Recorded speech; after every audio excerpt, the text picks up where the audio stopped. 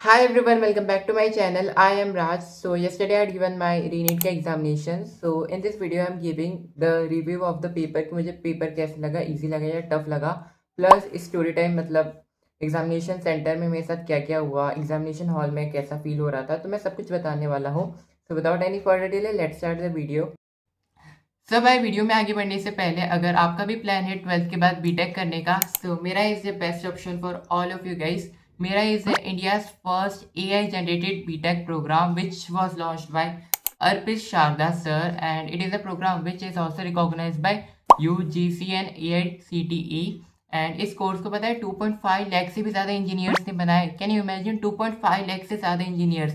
जैसे ही आपने इनके कोर्स में एडमिशन लिया आपको फ्री में मैकबुक मिलेगी, फ्री में. एंड इनका करिकुलम यूज़ करता है chat GPT, Gemini pro, Google cloud. And यहाँ पर आप इंटरव्यू के लिए आओगे ना, तो आपका इंटरव्यू प्रोफेसर नहीं लेंगे, आपका इंटरव्यू एंड अमेजोन के इंजीनियर्स लेंगे.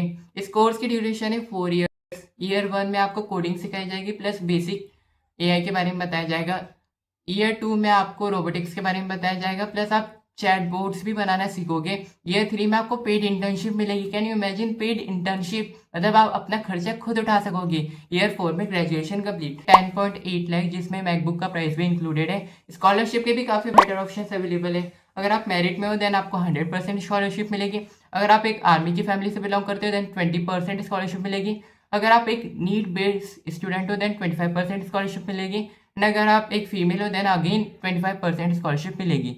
एंड बैंक के ऑप्शन भी काफ़ी ज़्यादा अवेलेबल है. HDFC बैंक, EMI ऑप्शंस भी अवेलेबल है. सो इनका टेस्ट होने वाला है 25 June and 24 June last date है. So if you want to register मैंने लिंक है ना डिस्क्रिप्शन में दे दी है. And also guys you can use my coupon code INVET1000 for additional discount. तो लिंक मैंने डिस्क्रिप्शन में दी है, go and check it out.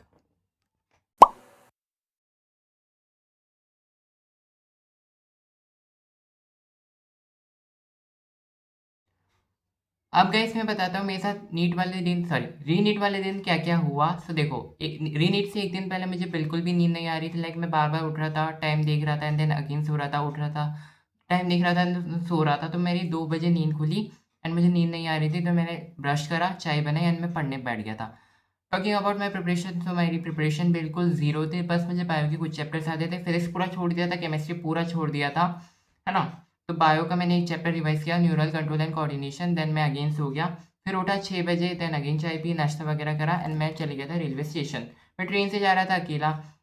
मेरे पापा नहीं जा रहे थे क्योंकि मेरे बड़े पापा की लड़की की सगाई थी, दैट्स वाई उनको यहाँ पर रहना पड़ा. तो हाँ, उन्होंने एंगेजमेंट वगैरह अटेंड करी एंड मैं चले गया था पेपर देने.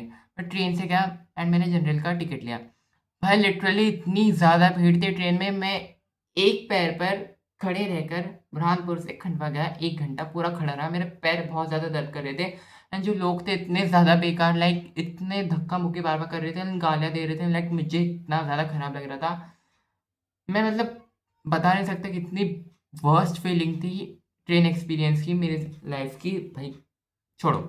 देन मैं ट्रेन से उतरा 1 घंटे बाद. देन मेरे भैया लेने आए थे मुझे. मेरी मौसी का घर खंडवा में ही है तो मेरे भैया लेने आए थे. देन हम सेंटर पे गए, मैंने अपना रोल नंबर देखा, मुझे कौन सा रूम अलॉट हुआ था वो देखा, मुझे 21 का ये अलॉट हुआ था देखा. देन अगेन मैं मौसी के घर चले गया था, खाना पीना खाया. देन मैं अगेन सेंटर पे आया 11:30 बजे. चेकिंग भाई इतनी खतरनाक चेकिंग, लाइक बार बार वो आपकी जेब जेब देखेंगे, ये देखेंगे, ऊपर से नीचे मेटल डिटेक्टर मशीन से चेक करेंगे. 1000 बार चेक किया उन्होंने. Like there were 15 to 18 officers जो बार बार चेक कर रहे थे. देन चेकिंग वगैरह हुई. बाय द वे मैंने है ना जेब में थोड़ा सा कैश रख लिया था फॉर इमरजेंसी, है ना. तो 11:30 बजे अप्रॉक्स में चले गया था सेंटर के अंदर.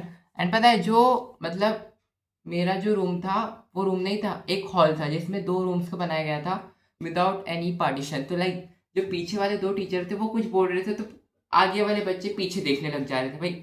और जो आगे वाले टीचर है वो बिल्कुल शांत बैठे. लाइक उनको पता चल गया था कि इनकी ये वाले टीचर्स की इतनी ज़्यादा आवाज़ है कि भाई ये आगे वाले बच्चों को भी सुनाई दे रहा है. तो बहुत क्रेजी सा मोमेंट था वो.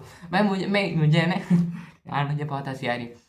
मुझे एकदम लास्ट की सीट अलॉट हुई थी, लाइक थर्ड रो की लास्ट बेंच. तो मुझे इतनी ज़्यादा हंसी आ रही थी कि मैं बता नहीं सकता, बट समहाउ मैंने कंट्रोल कर ली थी. सॉरी, मुझे अभी भी बहुत हंसी आ रही है वो इमेजिन कर करके. एनीवे, तो देखो 2 बजे, लाइक मुझे लगा था अरे यार सॉरी.